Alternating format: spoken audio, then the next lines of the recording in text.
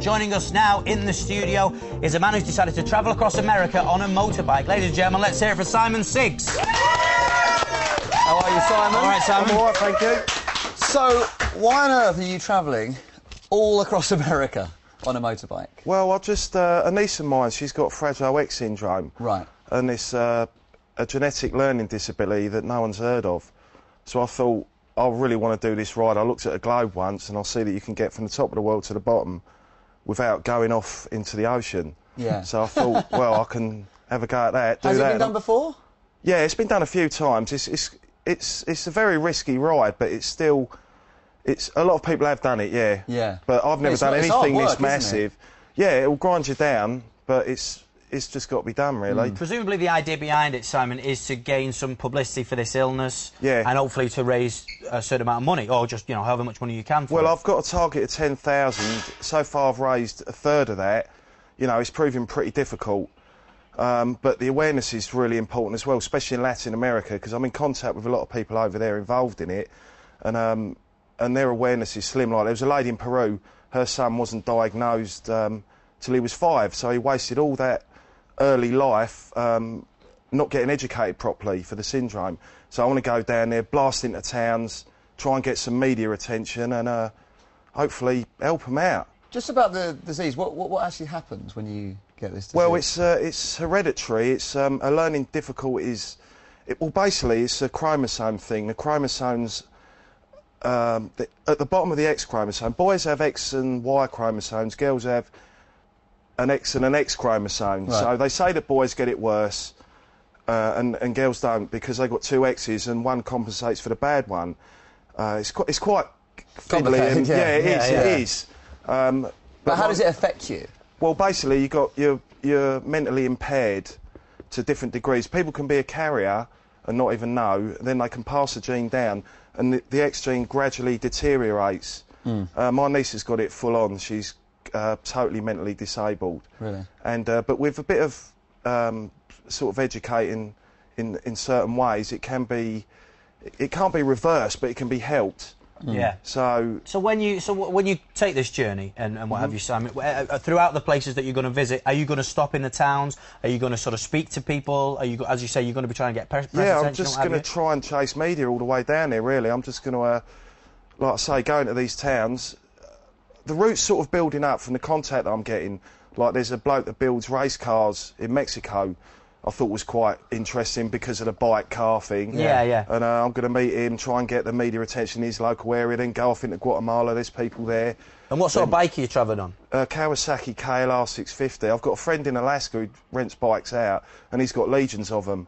So he's already said to me, get one sorted out and have it all ready for me. So that's great, and it's cheap. Yeah. Like, I'm only paying £1,000 for it. If I was to buy one here, £4,000, get it shipped over for another £1,000.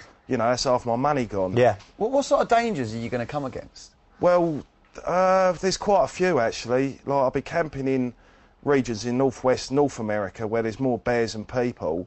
You know, that's going to be... I don't know if I'm going to get much sleep. How are you going to deal with that if a bear comes at you? I don't know. What kind of bear training have you had? I'll just deal with it. None. Run away! Run away! Apparently you can't run. You're not supposed to run, but right. I probably will, but you can't.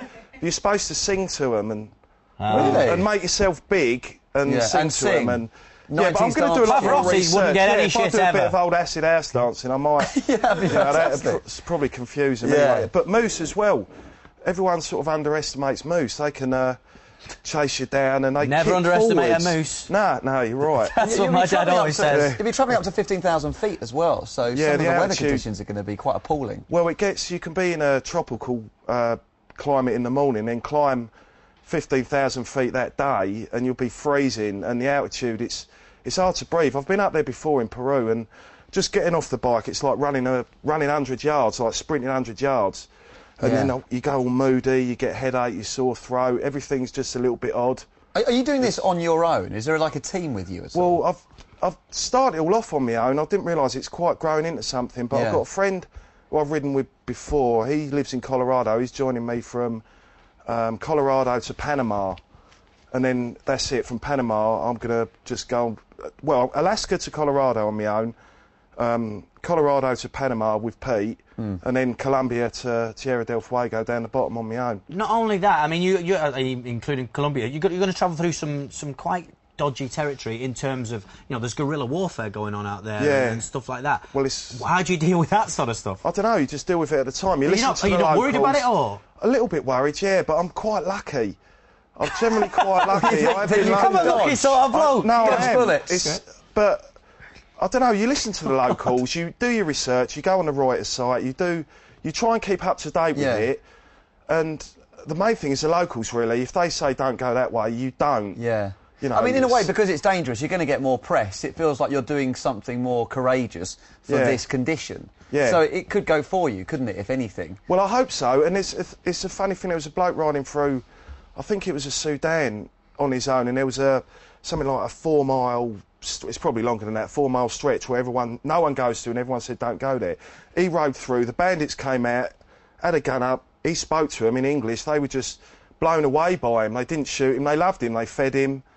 Just that respect for this fruitcake Englishman on a bike. And that's you're hoping for the same respect, yeah.